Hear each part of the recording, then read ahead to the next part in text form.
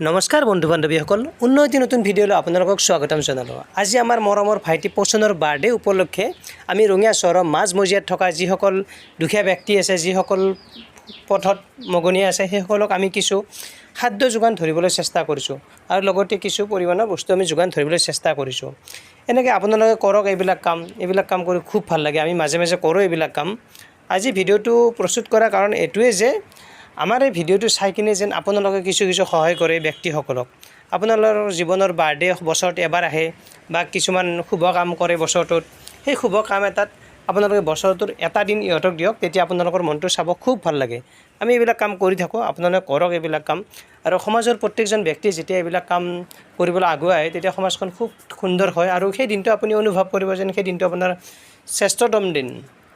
গতিকে এয়াই আৰু, গতিকে আপোনালোকে এনেকৈ সহায় কৰক, সকলোৱে চলক ভালকৈ।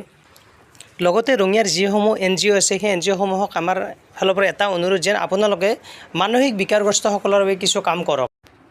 লগতে এটা কথা জনাওঁ যে আমি কোনো ধৰণৰ NGO নহয়, কিন্তু আমি কামবোৰ কৰি ভাল পাওঁ, সেইকাৰণে কামবোৰ কৰোঁ। কিন্তু কোনোদিন ভিডিঅ' দিয়া নাছিলোঁ, কিন্তু আজি আমি ফাৰ্ষ্ট টাইম ভিডিঅ'টো দিলোঁ।